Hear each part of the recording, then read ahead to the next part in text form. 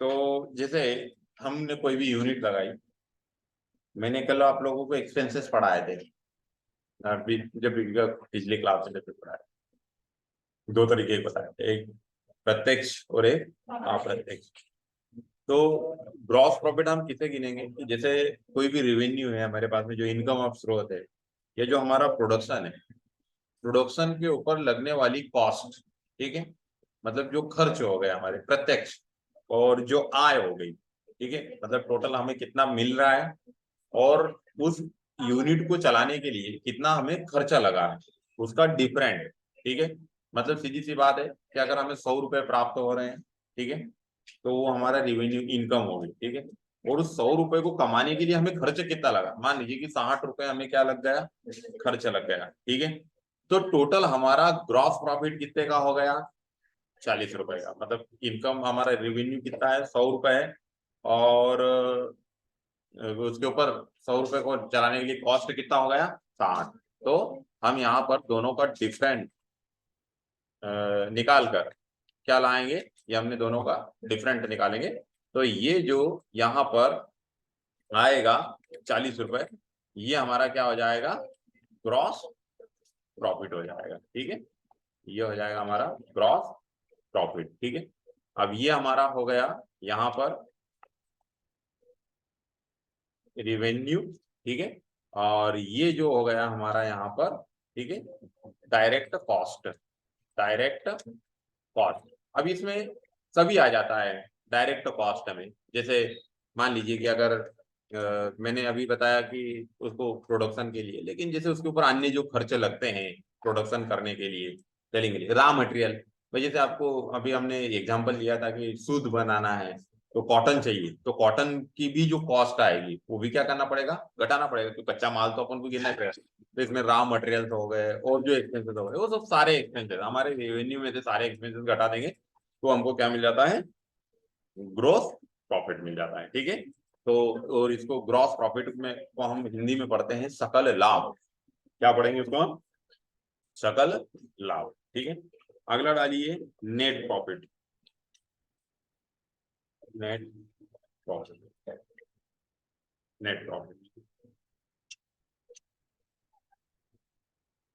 ठीक है। यह वह प्रॉफिट होता है, यह वह प्रॉफिट होता है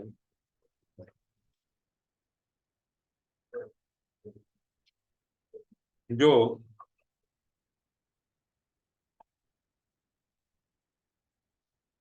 जो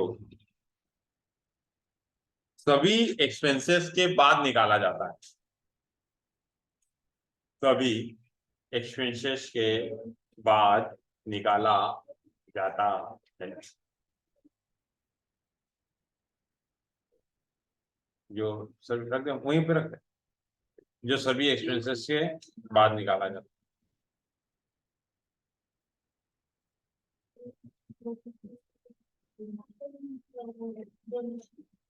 जो सभी एक्सपेंसेस के बाद,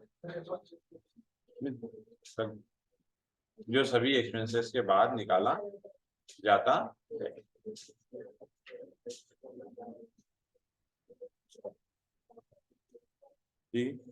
यदि एक्सपेंसेस रिन्यू से अधिक हो जाते हैं, तो एक्सपेंसेस रेवेन्यू से अधिक हो जाते हैं, तो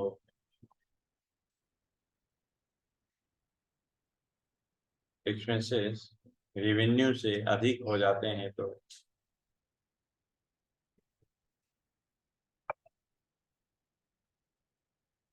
नेट लॉस होता है, नेट लॉस होता है,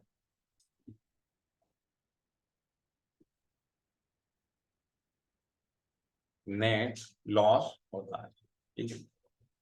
अब इसको हम कैसे समझ सकते हैं कि जैसे हम जो भी कमाते हैं, ठीक है, तो इसमें तो डायरेक्टली कॉस्ट है, जैसे रॉ मटेरियल हो गया, हम कच्चा माल लाए, तो वो सब डायरेक्टली लगने वाली कॉस्ट है। लेकिन उस माल के लिए डायरेक्टली कॉस्ट ही केवल वो डिपेंड नहीं करेगी। भाई जैसे मान लो कि डायरेक्टली कॉस्ट आपने, सीधी सी बात है कि 40 रुपए का रॉ मटेरियल खरीद लिया, ठीक है, और 20 रुपए की लेबर मिला के सब कुछ खर्च मिला के 60 रुपए आपने डायरेक्टली कॉस्ट से वो प्रोडक्ट तैयार कर लिया, ठीक है।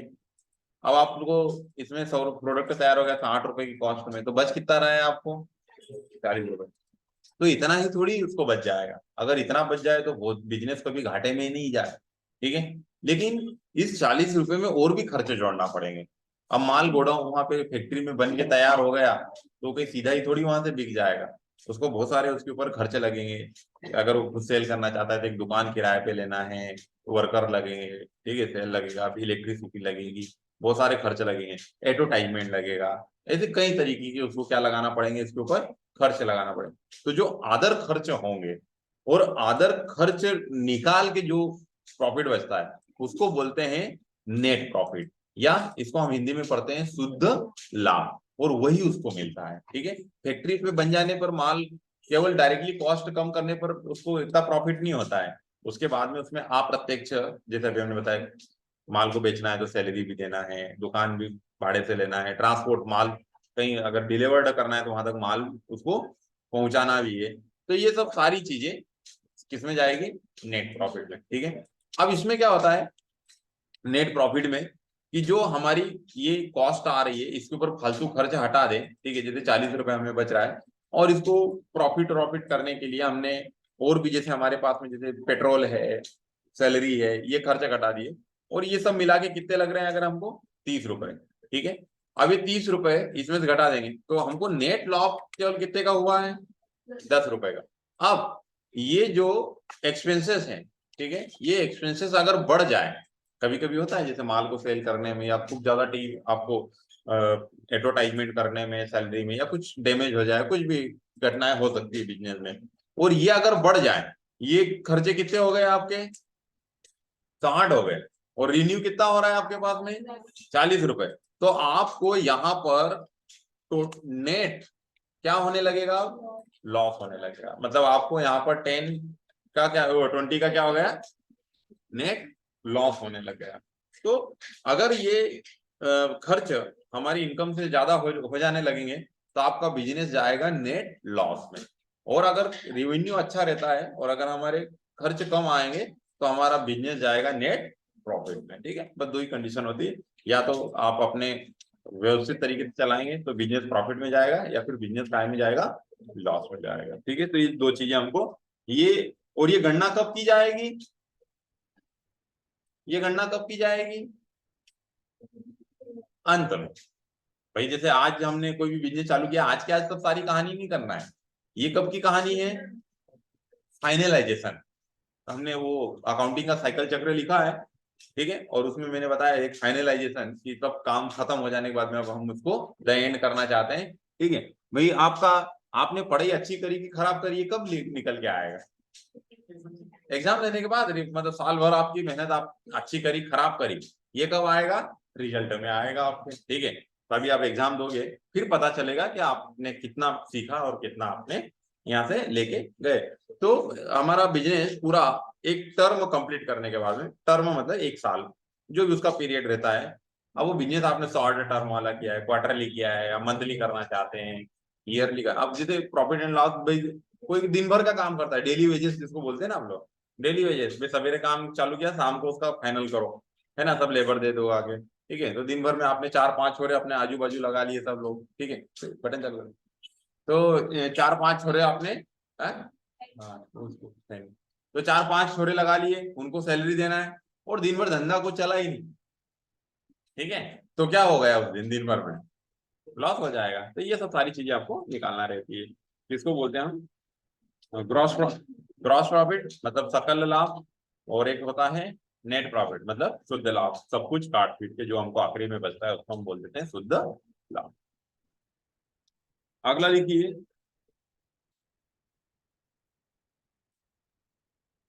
Cost of good sold, cost of cost of goods sold, cost of goods sold.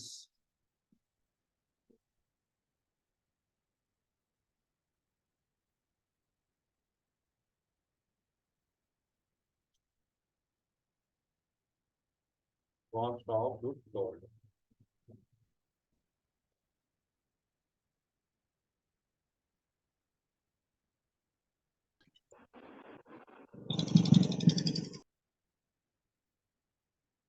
Cost of goods sold. ठीक है, हो गया लिखना। यह बेचे गए, यह बेचे गए गुड्स या सर्विसेज की, सर्विसेज की डायरेक्ट कॉस्ट होती है, डायरेक्ट कॉस्ट होती है, डायरेक्ट कॉस्ट होती है।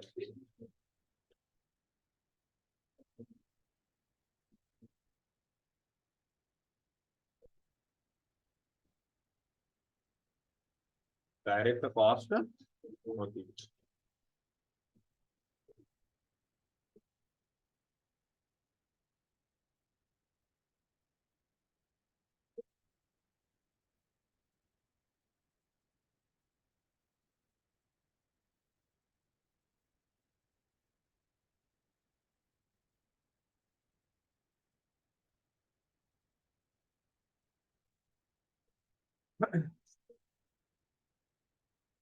ठीक है, तो ये सिंपल सा मैटर है। गुड सोल्ड मतलब जो हम कोई भी सर्विस या माल का जो प्रोडक्शन करेंगे और उसके ऊपर जो डायरेक्ट कॉस्ट लगती है, जैसे मान लीजिए कि हमने एक दिन एग्जांपल रखा था भाई आपको सब्जी का व्यापार करना है, तो अभी हम मंडी में से जो सब्जियां खरीद के लाएंगे वो डायरेक्टली कॉस्ट होती है। मतलब वो नहीं कि ये लेंगे तो हमारे पास कच्चा माल ही नहीं आएगा, जैसे अभी हमने शुद्ध कॉटन नहीं लेंगे। बड़वा में इसको लगा आइल फैक्ट्री है, जैसे मान लो कि बहुत सारे आइल मिले हैं, तो अब वो जैसे सोयाबीन नहीं आएगा, ठीक है, या जैसे वो काकड़े नहीं आएंगे, कपा कॉटन में से बीज निकलता है, ठीक है, तो ये नहीं आएंगे तो क्या नहीं होना है, तो प्रोडक्शन होना नहीं है आपका, ठीक है। तो ये जो डायरेक्टली कोई भी उत्पादन के ऊपर जो डायरेक्टली कॉस्ट लगती है उसको बोलते हैं कॉस्ट ऑफ सोल्ड, माल के सर्विसेज के ऊपर लगने वाला व्यय कॉस्ट ऑफ सोल्ड कहलाता है, ठीक है। अगला लिखिए इक्विटी।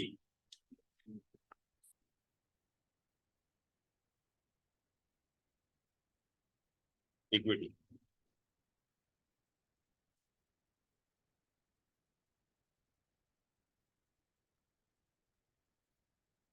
क्या लिखना है? इक्विटी, ठीक ना। यह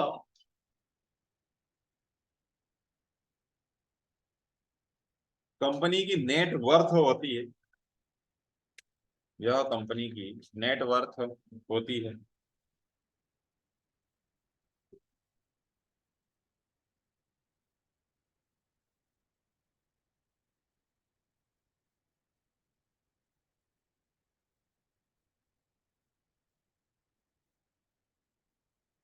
इसे ऑनर्स, इसे ऑनर्स इक्विटी, इक्विटी या कैपिटल भी कहा जाता है, कैपिटल भी कहा जाता है।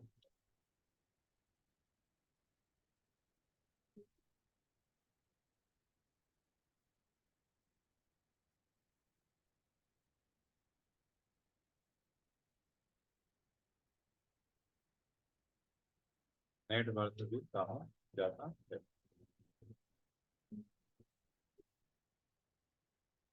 ठीक है,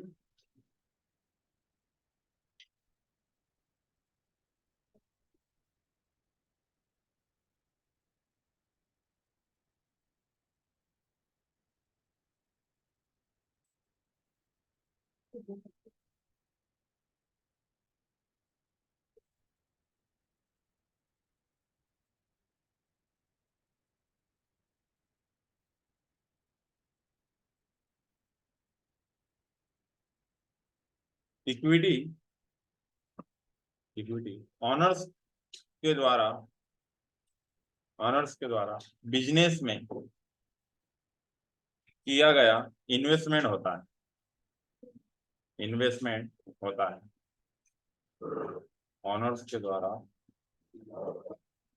किया गया इन्वेस्टमेंट होता है।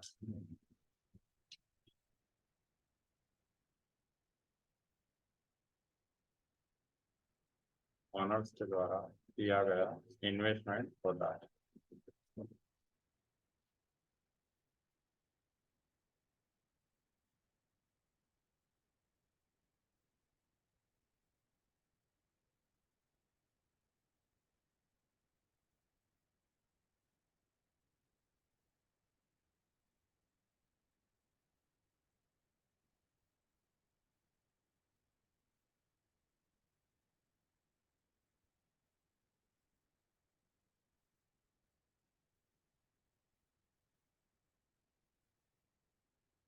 बस अगला लिखिए वाउचर।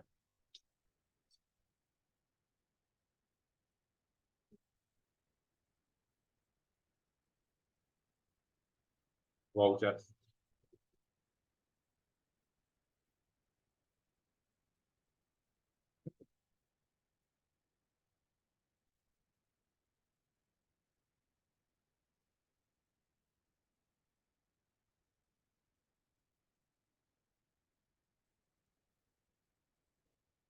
क्या मैंने वाउचर लिख दिया? इन्वेंट्री, इसके पहले इन्वेंट्री लिख लो। चलो वाउचर ही रहने दो, काटा था नहीं ना। बस देखो,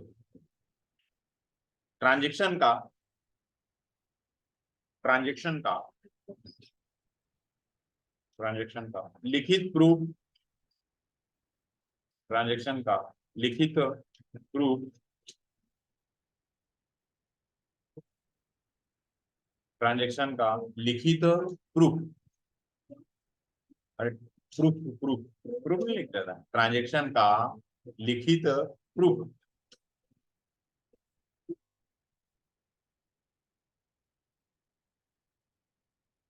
हाँ सबूत लिख लो, प्रूफ, लिखित प्रूफ वाउचर होता है, वाउचर होता है।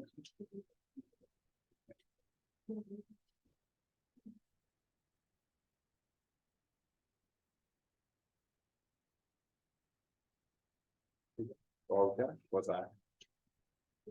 इसे हम, इसे हम निम्न तरीके से देख सकते हैं, इसे हम निम्न तरीके से देख सकते हैं।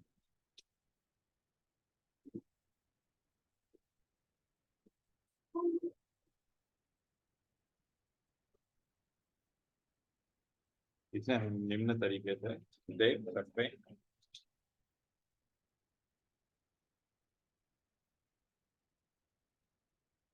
नंबर एक, इनवाइस,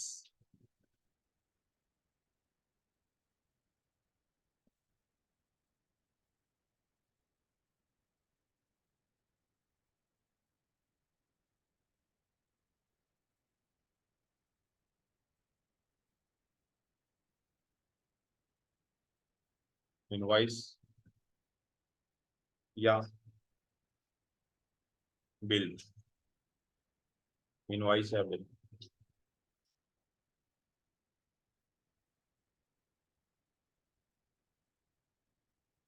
इनवाइस या बिल। देखना, इनवाइस वाउचर, इनवाइस वाउचर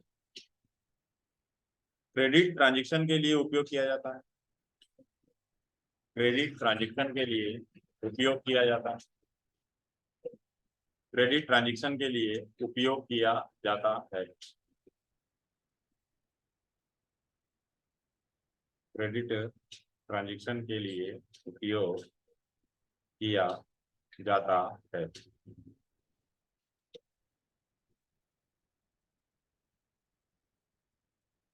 तथा, तथा इन्वेंट्री, इन्वेंट्री रिकॉर्ड करने से संबंधित होता है, इन्वेंट्री रिकॉर्ड करने से संबंधित होता है।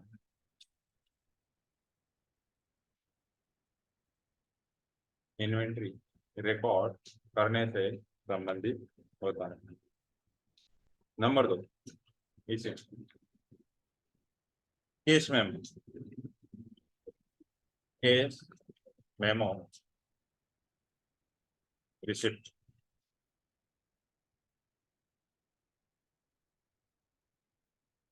केस मेमो या रिसिप्ट।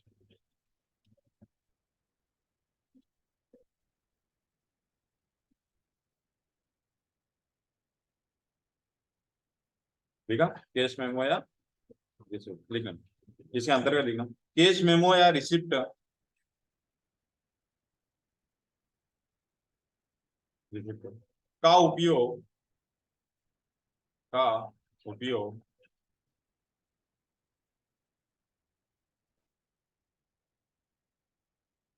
का उपयोग ट्रांजैक्शन ट्रांजैक्शन रिकॉर्ड करने के लिए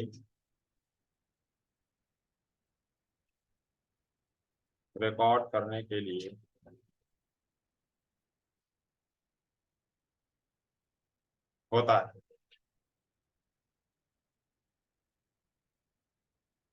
रिकॉर्ड करने के लिए होता है।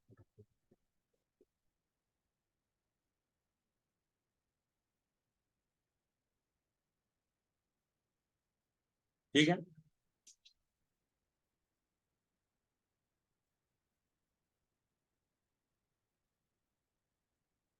अब सीधी सी बात है, अगर इसको एक शब्दों में समझो तो जो भी व्यवहारों के ट्रांजैक्शन होंगे, लेन देन होगा, और उस लेन देन का लिखित प्रूफ अगर रखना चाहते हैं तो उसको बोला जाता है वाउचर। क्या पढ़ना है उसको? वाउचर। ठीक है, अब वाउचर अलग अलग प्रकार के होते हैं, बहुत सारे इसमें प्रकार आएंगे वाउचरों में। ठीक है, तो केस मेमो जो है, एक तो होता है इनवाइस या बिल, और एक होता है केस मेमो या रिसिप्ट। जब आप मुझसे कुछ माल खरीद के ले जाओगे, या हम जब कोई खरीद के लाते हैं माल को, तो वो हमें इनवाइस देता है या फिर बिल देता है। इनवाइस कौन सी फर्म देती है और बिल कौन सी फर्म देती है, वो हम जब अभी फर्म का क्लासिफिकेशन आएगा उस टॉपिक में आपको पता चलेगा। ठीक है, और अभी इसको हल्के में समझना चाहते हो तो बड़ी फर्म इनवाइस बना के देती है और छोटी फर्म बिल बना के। माल खरीद के ले आए, कुछ दिन बाद पैसा देना पड़ेगा उसको, तो जब हम पैसा देते हैं तब वो हमें क्या देता है? कैश में, या फिर क्या देता है? रिसिप्ट देता है। ठीक है, जैसे अभी आप लोगों ने माता जी को चंदा दिया होगा पंडाल में, तो क्या मिले? क्या मिली आपको? रिसिप्ट बोलते हैं।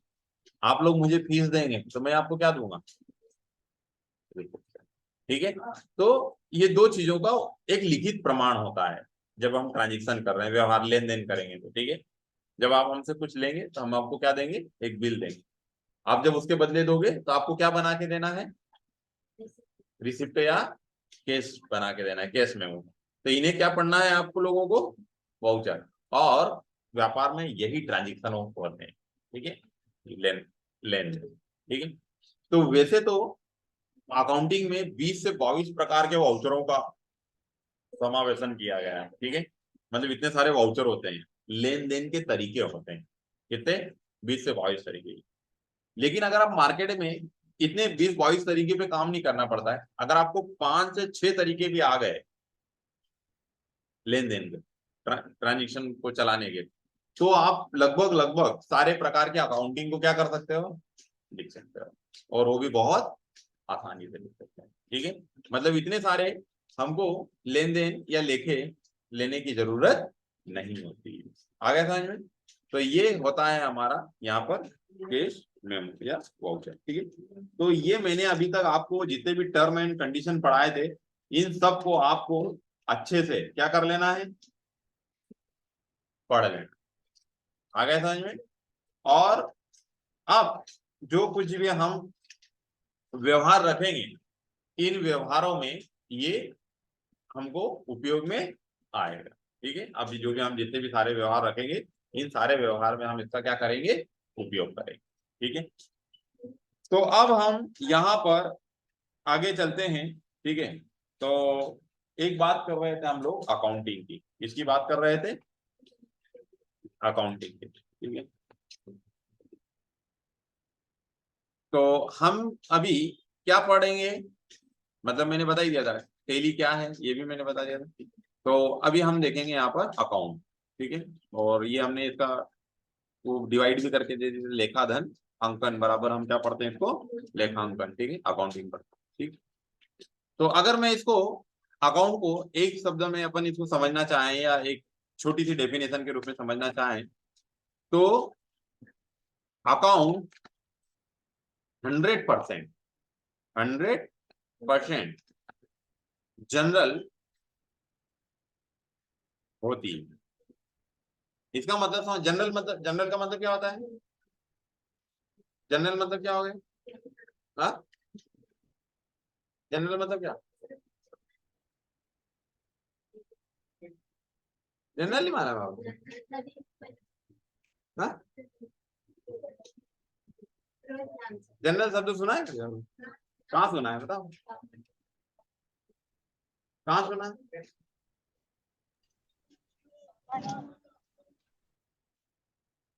हम्म?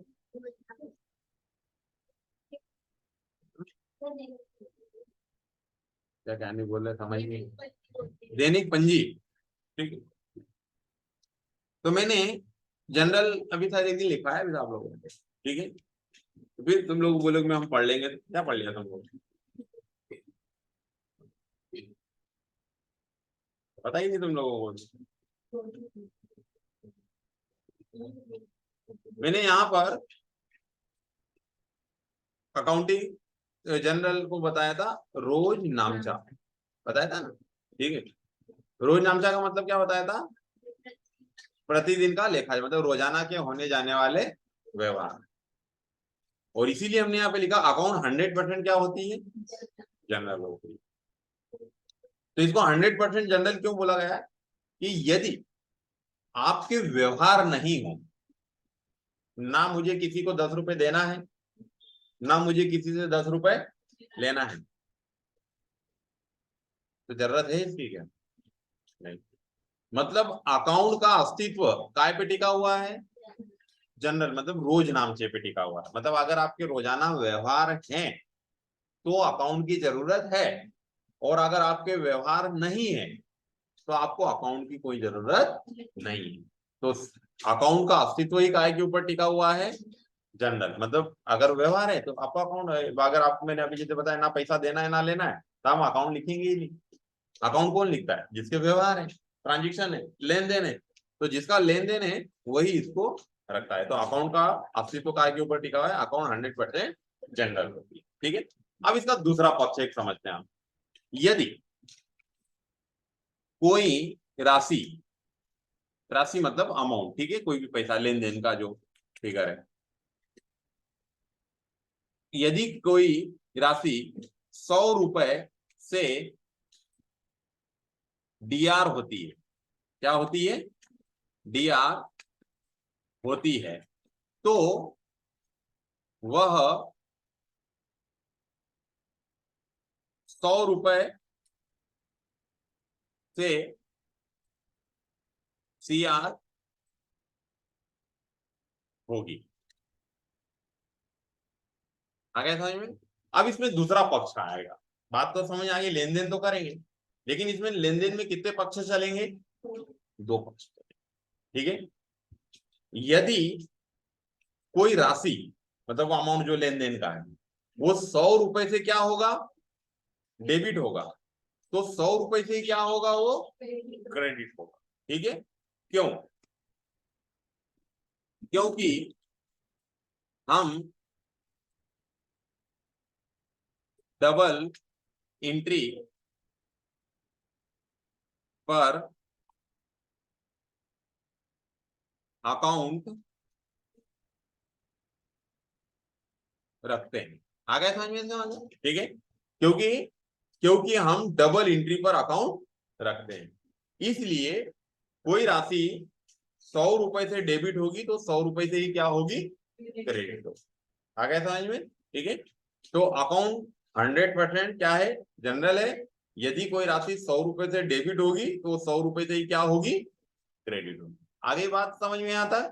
ठीक है, अब डबल एंट्री पर अकाउंट रखते हैं, इसका मतलब क्या हुआ कि हमारे यहाँ पर कहीं ना कहीं अकाउंट और भी रखे गए होंगे, मतलब या इसको हम एक शब्द में समझे तो कोई ना कोई दूसरा पैटर्न भी हमारे यहाँ पर क्या किया गया होगा, इस्तेमाल किया गया होगा। ठीक है, तो कौन सा पैटर्न हमने यूज कर चुके हैं अकाउंट को रखने के लिए? तो सबसे पहले अगर हम देखेंगे तो इसमें हम देखेंगे single entry system, single entry system. ठीक है, इसको हम पढ़ेंगे एकरा लेखा प्रणाली। इसमें जो लेन देन होता था, जो जनरल पंजी होती थी, उसमें किसी का भी व्यवहार का समावेशन कितनी बार किया जाता था, एक बार किया जाता था। ठीक है, इसलिए इसको एक अपूर्ण लेखा माना जाता था। हम मैंने एक वो डेफिनेशन लिखवाई थी, समायोजन, या अकाउंट का एक पार्ट लिखा है तो समायोजन, बताया ना आप लोगों को। ठीक है, तो इस खाते में या इस अकाउंट में समायोजन सही तरीके से संभव नहीं था, तो इन अकाउंटों को भारत सरकार ने क्या कर दिया, बंद कर दिया। ठीक है, फिर इसके बाद में केस एंट्री सिस्टम आया। कौन सा अकाउंट आया, केस एंट्री सिस्टम। अब नाम से समझ में आ रहा होगा आप लोगों को, नगद लेखा प्रणाली। नगद लेखा प्रणाली नाम से समझ में आ गया, पूरा बिजनेस काय में रखना है, केश में रखना है। लेकिन आज के समय में ये अकाउंट पॉसिबल है क्या, नहीं। मतलब तो आप सोचो कि पूरा उधार उधार उधार उधार पॉसिबल ही नहीं है, के sorry case case case case possible ही नहीं है ना। हम अगर चाहें कि हम बिजनेस उधार, तो उसकी दुकान चलती ही नहीं है आज के समय में। मतलब पूरा आज के समय में पूरा मामला काय के ऊपर आ गया है, क्रेडिट के ऊपर आ गया है। तो ये अकाउंट भी, और इसमें लंबे समय तक लेके नहीं लिखे जा सकते, तो ये भी अकाउंट अब हमारे यहाँ क्या हो गए, क्लोज। ठीक, फिर हम जो तीसरे प्रकार के अकाउंट रखे थे, इंडियन बुक कीपिंग। कौन सा अकाउंट आया हमारे यहाँ पर, इंडियन बुक कीपिंग। ठीक है, ये जो इंडियन बुक कीपिंग है, इसको हम बोलते हैं भारतीय भारतीय लेखा प्रणाली। ठीक है, कौन सी प्रणाली का इस्तेमाल किया हमने, भारतीय लेखा प्रणाली, और इसको हम बोलते हैं इंडियन बुक कीपिंग। ठीक है, ये लेखे कई सालों से चले हुए आ रहे हैं और आज भी चलते हैं। अगर आप कभी अपने एमजी रोड से गुजर के गए होंगे, या कभी किसी मम्मी पापा के साथ कभी गए होंगे उधारी चुकाने के लिए, तो लंबे लंबे लाल खाते लोग ऐसे खोल के बैठे रहते हैं ना, मुनि, बड़े बड़े चश्मे लगा के, इतनी सारी पेने साथ में रखे, बस वो आपने लाल खाते देखे होंगे, लाल बुक, वो यही है इंडियन बुक कीपिंग। ठीक है, भारतीय लेखा प्रणाली। भारतीय लेखा प्रणाली जो थी, अब कई सालों से आज भी कारगर है, चल रही है ना, मतलब अच्छी प्रणाली होगी।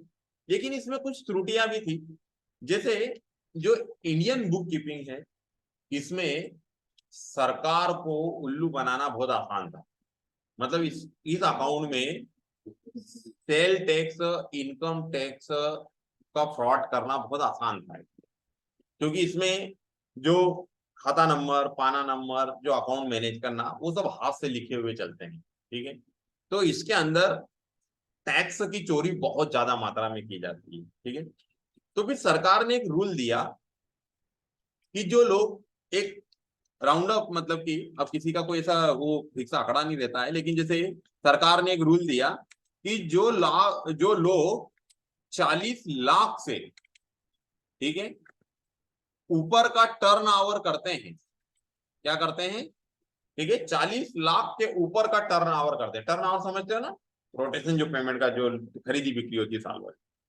तो जो दुकान 40 लाख से ऊपर का टर्न ओवर करेगी, अब वो इंडियन बुक कीपिंग में अकाउंट नहीं रखता।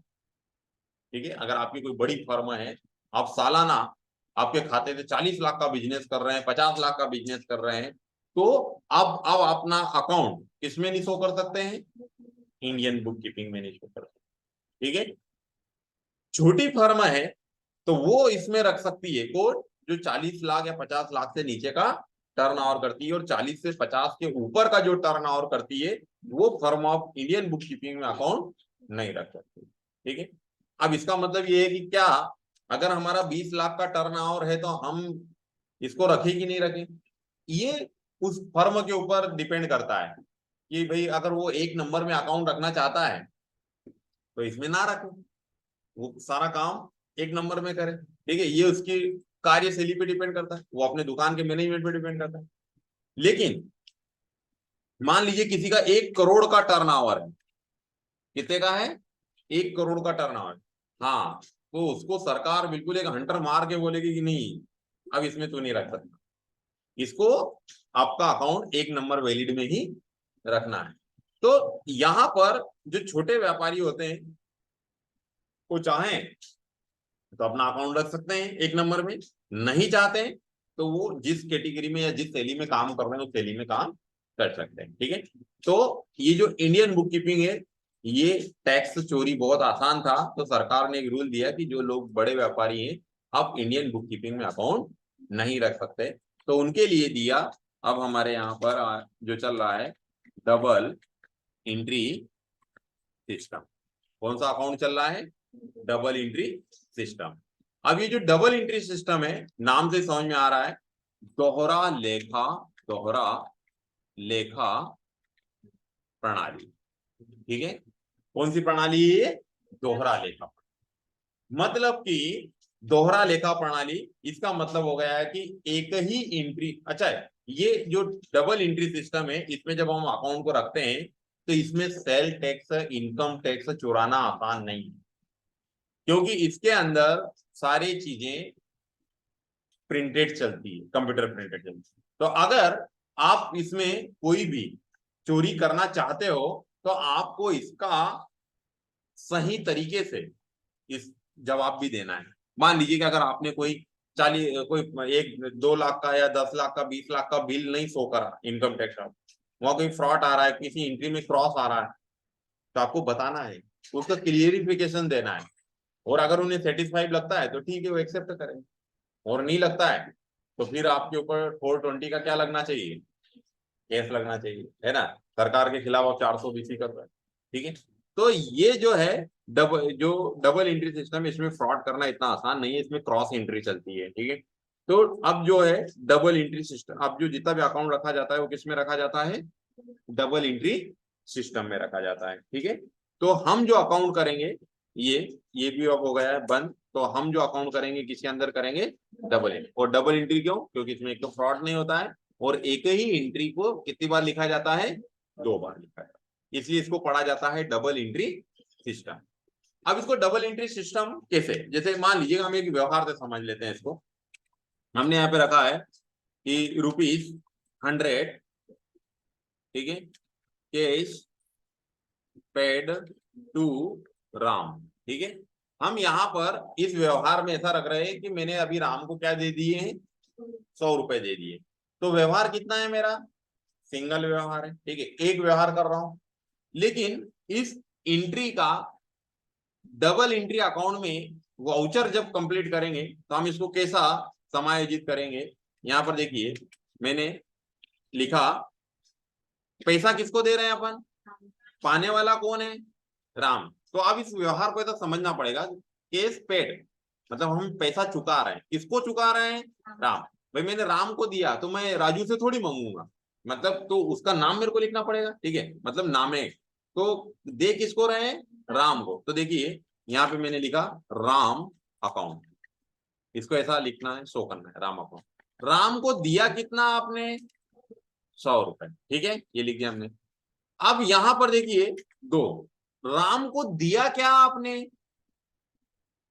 केस दिया, क्या दिया आपने राम को, केस। तो इसको हम यहां पर रखेंगे, देखिए थोड़ा सा ऐसा पीछे लिखना है इसको, और ये लिखा हमने टू केस, और केस कितना दिया आपने, 100 रुपए। ये देखिए, तो व्यवहार कितना था यहाँ पर, ये देखिए एक, और उसको लिखना कितनी बार पड़ा, 2 बार। इसीलिए इस अकाउंट को हम बोलते हैं डबल एंट्री सिस्टम, दोहरा लेखा प्रणाली। ठीक है, अब इसमें ये जो ऊपर का पक्ष है, ये मैं समझाने के लिए यहाँ लगा रहा हूं, है ना, इसकी जरूरत नहीं लगती। ये जो ऊपर का पक्ष है इसको क्या पढ़ा जाता है, और जो नीचे का पक्ष है इसको स्वतः ही क्या पढ़ेंगे हम लोग, ये लिखना नहीं है, मैं आपको ऐसे एक एंट्री बता रहा हूं। तो अभी हमने यहाँ पे लिखा था, कहाँ गया हूँ, हाँ ये, कोई राशि 100 रुपए से डेबिट होगी तो वही राशि 100 रुपए से क्या होगी, क्रेडिट होगी। तो देखिए ये 100 रुपए से यहाँ पर क्या हुई, 100 रुपए से क्या हुई, क्रेडिट। आ गया समझ में। अब एक नया क्वेश्चन यहाँ पर किसी के दिमाग में चलता रहता है, सर ये डेबिट क्रेडिट क्या भला है ना। तो वैसे तो मैंने लिखवा दिया है, डेबिट और क्रेडिट दो शब्द लिखवा दिए आपको, ठीक है। तो डेबिट का मतलब होता है डीआर, इसको बोलते हैं डीआर, और इसको हम पढ़ते हैं डेबिट रिकॉर्ड। और अगर आप इसको हिंदी में पढ़ेंगे तो क्या पढ़ेंगे, इसको हम नामे। और क्रेडिट, क्रेडिट इसको बोल देते हैं हम लोग जमा, और इसका नाम होता है क्रेडिट, क्रेडिट रिकॉर्ड। ये दो शब्द है। तो ये डेबिट और क्रेडिट क्या है, ठीक है, दयाराम मायाराम ये दो भाई, ठीक है। तो ये जो डेबिट और क्रेडिट है ये दो केवल सिंबॉलिक शब्द हैं। क्या है ये, सिंबॉलिक। अब सिंबॉलिक शब्द मतलब पहचान के लिए दिए गए, इनका कोई बड़ा विशेष अर्थ नहीं है और ना ही इनका कोई वैसा औचित्य है। लेकिन ये ऊपर की लाइन लिखी मैंने, इसको कैसे समझे, नीचे की लाइन लिखी तो इसको कैसे समझे। तो ये दो डेबिट और क्रेडिट दो सिंबॉलिक शब्द हैं, ठीक है। तो ये लैटिन भाषा से लिए गए दो शब्द हैं जो सिंबल या पहचान के रूप में लिए जाते हैं, और इनका कोई विशेष अर्थ नहीं है। तो डेबिट ये ऊपर का पक्ष है, इसको बोल देते हैं डेबिट रिकॉर्ड, और जो नीचे का पक्ष है इसको क्या पढ़ देते हैं हम लोग, क्रेडिट रिकॉर्ड। आ गया समझ में। ये डेबिट और क्रेडिट कुछ भी वैसे कोई विषय नहीं। आ गया समझ में। एक को बोल देते हैं डेबिट रिकॉर्ड और एक को क्रेडिट रिकॉर्ड। तो आप लोग इसको केवल एक सिंबल के रूप में समझे, लेकिन ऐसा एंट्री के साथ में लिखना नहीं है। तो अब अगर मैं नहीं भी लिखूं तो ये ऊपर का पक्ष लिखा हुआ है तो समझ जाओगे क्या हो गया, नामे। नीचे का ये लाइन लिखना है तो क्या हो गया इसका मतलब, जमा। आ गया ना समझ में, ठीक है। अब यहां पर कुछ चीजें स्वतः ही डेबिट डेबिट होती है, मतलब जैसे आंख बंद करके, आंख बंद करके मतलब समझ गए ना, ऐसे आंख बंद करके लिखना नहीं है। आंख बंद करके मतलब कि अगर वो व्यवहार आ गया है तो उसको कहाँ लिखना है, बगैर सोचे समझे, इसको बोलते हैं आंख बंद करके वहां लिख देना है ना। नहीं तो तुमने बोला सर आंखें बंद कर लेंगे, लिखेंगे कैसे, ठीक है। वो आंखें बंद नहीं है, मतलब आपको यहाँ लिखना ही लिखना है। आ गया समझ में। और कुछ व्यवहार ऐसे हैं जिसको आपको कौन से पक्ष में रखना है, क्रेडिट में रखना है, ठीक है। तो जैसे देखिए डेबिट में हम क्या करते, एक्सपेंसेस। एक्सपेंसेस मतलब क्या हो गया है, एक्सपेंसेस मतलब क्या होते हैं, व्यय, खर्च, ठीक है।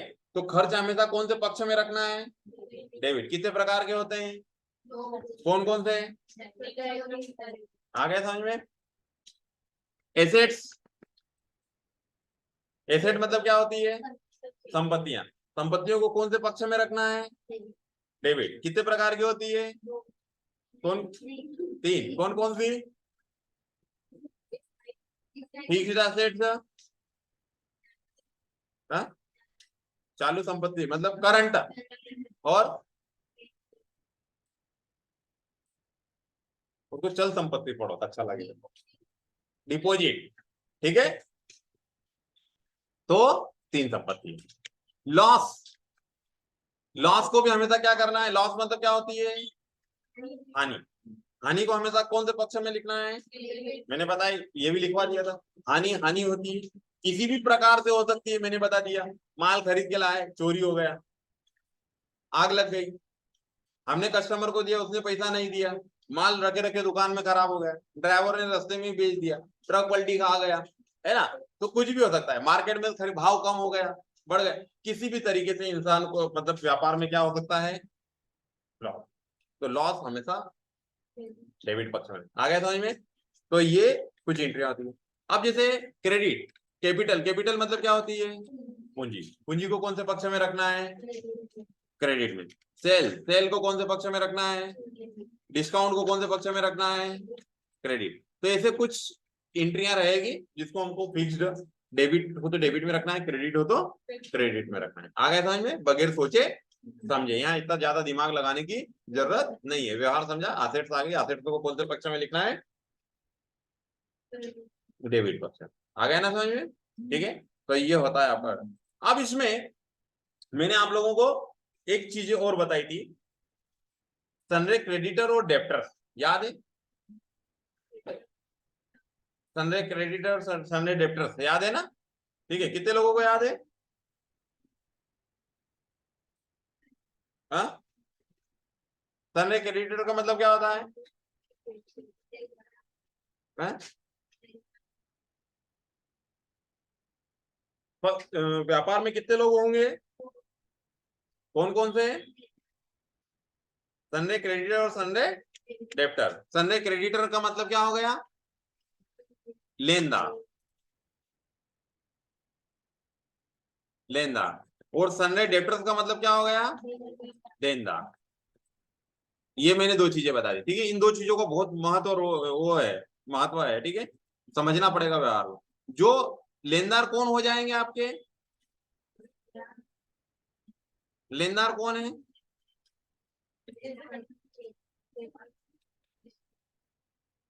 जिसको,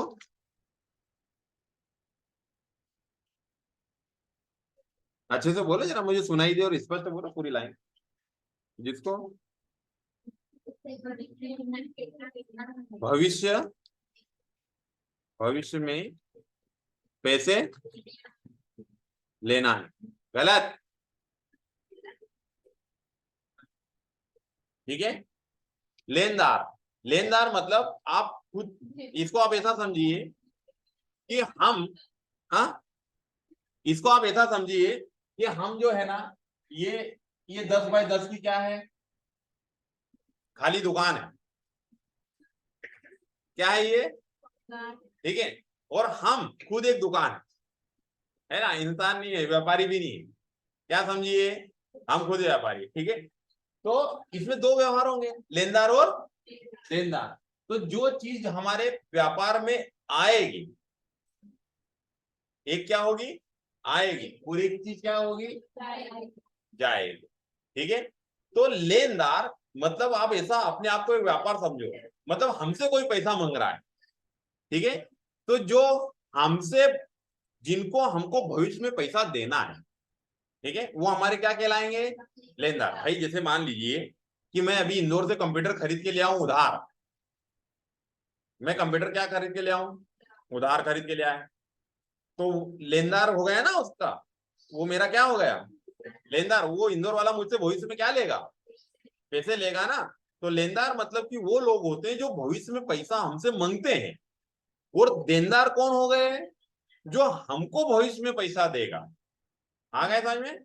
देनदार का मतलब इसको थोड़ा उल्टा समझना है ना। देनदार आप ये सोच रहे हो मुझे देना है, नहीं, आप एक व्यापारी नहीं हो, एक व्यापार हो। आपको बस एक खाली दुकान समझना है। आ गया समझ में? जो हमारे पास चीज आए उसको, और जो चीज जाए उसको क्रेडिट। ऐसा देखिए कि ये 10 बाय 10 का खाली डब्बा है, इसमें जो इनकमिंग मतलब डेबिट, आउटगोइंग क्रेडिट करना है। आ गया समझ में? तो ये चीजें आपको मिला के चलना है। तो दो लोग रहेंगे, डेबिट और क्रेडिट। तो इसको बोलते हैं सनरे क्रेडिटर और इसको बोलते हैं सनरे डेप्टर। और मैंने आप लोगों को तुम्हारा खुद का ही बताया था, तुमको जीआईटी को क्या करना है? पैसे देना है। तो तुम कौन हो मेरे? देनदार। आ गया समझ? मतलब मैं तुमको कौन से पक्ष में रखूंगा? जीआईटी फर्म के डेबिट पक्ष में रखूंगा। आ गया समझ में? ठीक है। और अगर मुझे किसी को, जैसे मान लो मुझे सैलरी देना है टीचरों को, है ना, या टीचर को बिजली का बिल भरना है, किराया देना है, तो मैं, वो मेरे कौन से हो गए? अभी लेनदार हो गए। उनको अभी मुझे भविष्य में क्या करना है? पैसा देना है। या मैंने कुछ मार्केट से अभी खरीद लिया है और बिल पेंडिंग है, अभी दिया नहीं, तो सब लेनदार हो गए मेरे। आ गया समझ में? ठीक है। तो इसके